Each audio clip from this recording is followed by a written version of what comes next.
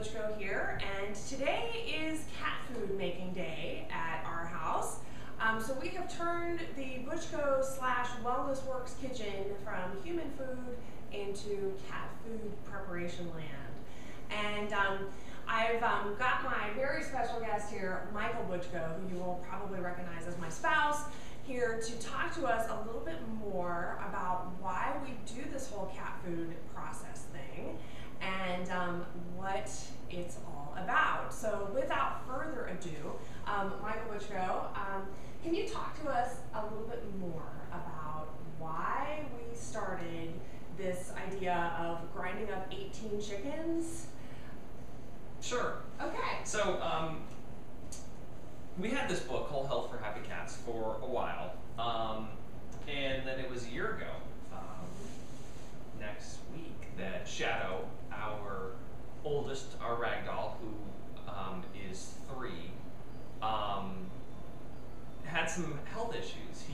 He'd always been a little bit lethargic. Actually, his lethargy kind of grew over time, and then after Christmas, he actually the day we opened presents, it was the day after Christmas, he wouldn't leave his little cat bed, and we thought, oh, he's just a little off, and then he had diarrhea, he had vomiting, and I had to take him to the cat emergency room, and they told me that he had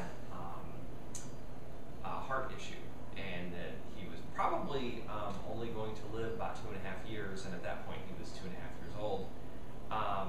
He had cardiomyopathy, and what that means is one of the valves in your heart isn't opening and closing properly. So took him to the emergency room. A few months later, took him to a kitty cardiologist. Yep. It was an exceptionally traumatic event for him. You know, if you're ever taking your cat in a car anywhere, you know how they get flipped out. And this was 2 vet trips, one of which was 30 miles away, yep, one way.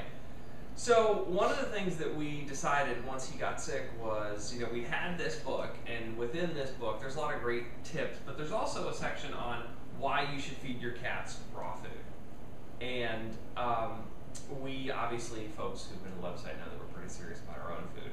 And it just felt like a real anomaly that we prepared everything for ourselves and dumped their food out of a bag, and it was kibble, and it was grain, and it was a lot of things that they didn't need. So we purchased some equipment to make this happen.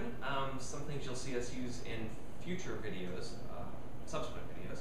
Our cat food grinder, our industrial cutting board, our giant meat cleaver, all the things you need. And we took this recipe in here, which I think only calls for 2 or 3 birds, and decided we weren't going to do it just, you know, once a week, because to turn your kitchen into a cat food prep surface is it's a little bit labor intensive. Right, because cats eat raw food, right? Cats eat raw food, yes. The point of this is to replicate what our 2 kittens, Shadow and Clementine, would eat if they were in the wild. Because obviously you try to give an animal its native diet. And what they would eat is small birds off of bird feeders, mice, those sorts of things, rabbit.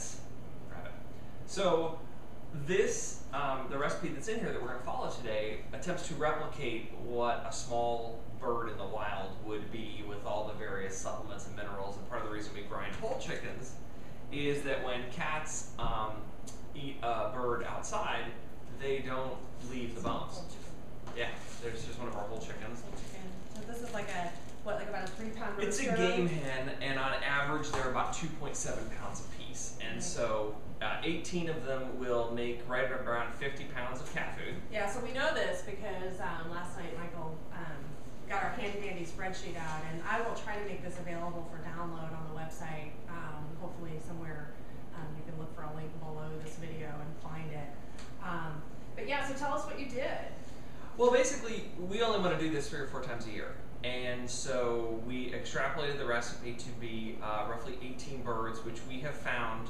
The last time we did this was after Labor Day, and currently it is one week. It was Labor Day, and currently it's a week before Christmas. So 3 months worth of food. We were down to our last container of it. But one of the things that you won't get to see from this process today is how well our cats are. Shadow has no more heart issues. His energy level is through the roof. You'll probably see him bounding about the kitchen and countertops. Up on the counters. Yeah. Just kind of take Clementine's coat is beautiful. Their teeth are great. We don't brush them. Their breath is fine. One of the benefits of raw food for you crazy cat people out there is it really reduces the amount of stool. So litter box cleaning is once every 2 or 3 days now. I mean, if I do it once a day, there's like nothing there. And they're just healthier, you know? And so this is going to look like a fair amount of work. It is. It's 4 times a year. But compared to, for me as a cat owner and cat lover, the trauma of dragging them to the vet and getting Shadow an echocardiogram and writing And a the prescriptions. and a prescription Yeah. and writing a $600 check. This is the winner. This is much easier. So, you know, we're happy you're here. There's going to be a few other videos that are going to show this process as we go along. It's usually about a 3-hour process. The hardest part is the cutting up of the birds, which you're going to get to see in living color. But at the end of the day, we're going to have, we do have healthy cats, and we're probably going to have them for a very long time. So for me, this is definitely worth doing. And it's also kind of fun. I mean, it's a little gruesome, but you know, it's their food. I know where these hens lived, where they grew up. We're going to add some vegetables because you add about 3 pounds of, there's certain vegetables that are good for cats. They're in this book. They're all going to be organic, and we are going to add some supplements that mimic the exact diet that they would have in the wild. So